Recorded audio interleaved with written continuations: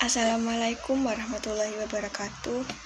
Bapak Kepala Sekolah ingkang kinurmatan, Bapak Ibu Guru ingkang satuhu luhuring budi, ugi mboten kasupen rencang-rencang ingkang kula tresnani.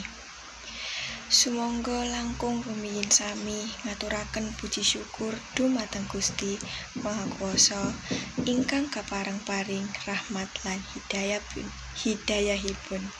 Sehingga kita sadaya taksih saged kempal ing acara punika kanthi boten wonten alangan setunggal punapa. Sholawat saha salam senantiasa kita haturaken dumateng junjungan kita Nabi Agung Muhammad Sallallahu Alaihi Wasallam, ingkang kita tetangga-tetangga syafaatipun benjang ing dinten akhir. Hadirin ingkang kula tresnani, kula badhe nyampaiake pidato babagan karesikan lingkungan.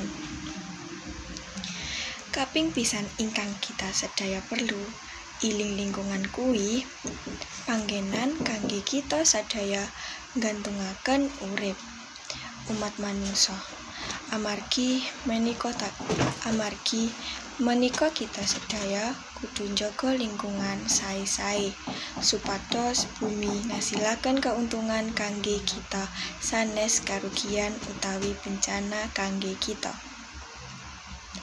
Salah sawijining cara lingkungan boten maringi bencana kangge kita yakuwi njaga kabersihan lingkungan kayata mbuang uwuh ing panggonan semestine kayata tong uwuh. Tegesipun kebersihan lingkungan ingkang salerese yaiku lingkungan kang layak kangge dipanggoni manungsa lan kasehatan manungsa saged terjaga. Amarganipun menika kita sedaya kudu njaga kebersihan lingkungan supados nyiptakaken urip ingkang layang lan sejahtera.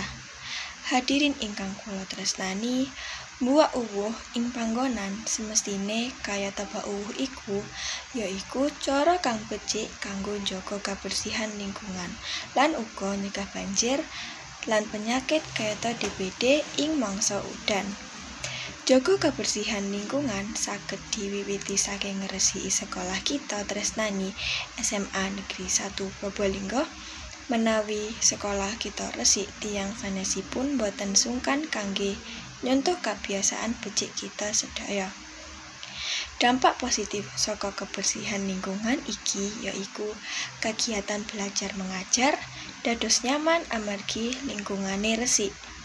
Cekap semanten ingkang kula aturaken, mbok bilih wonten kelenta-kelentunipun kula nyuwun pangapunten. Wassalamualaikum warahmatullahi wabarakatuh.